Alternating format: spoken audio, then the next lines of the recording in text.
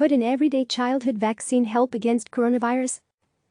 A vaccine to prevent coronavirus may be months or even years away, but a team of researchers in the United States say an everyday vaccine that is available now might be used to help prevent the worst effects of coronavirus infection.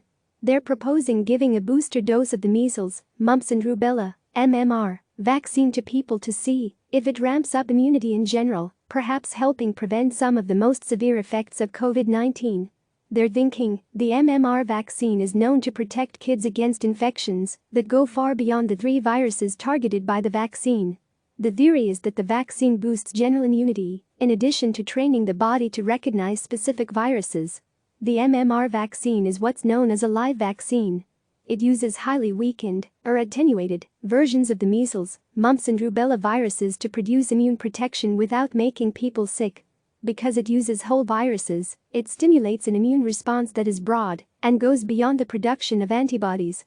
There is mounting evidence that live attenuated vaccines provide non-species protection against lethal infections unrelated to the target pathogen of the vaccine by inducing trained non-species innate immune cells for improved host responses against subsequent infections. Paul Fidel of Louisiana State University and Myri Navar of Tulane University wrote in a letter to the journal Bio.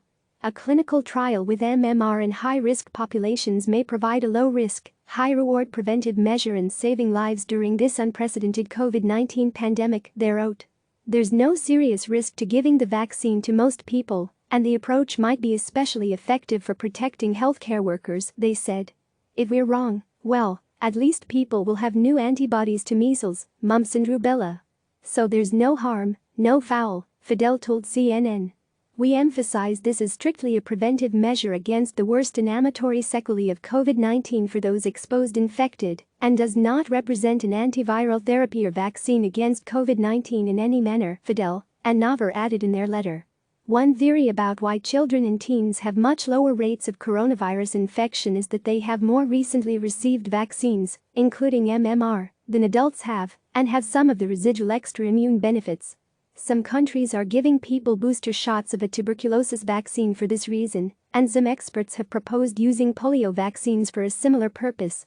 Some vaccine experts are dubious about the theory that children are less vulnerable to coronavirus because of recent vaccinations. Dr. Peter Hodes, a pediatrics professor at the Baylor College of Medicine, said children could be less vulnerable because they have more recently been infected with some of the other coronaviruses that cause the common cold. This might stimulate local or systemic cross-protecting immunity, Hodes told CNN. Or there's another possibility.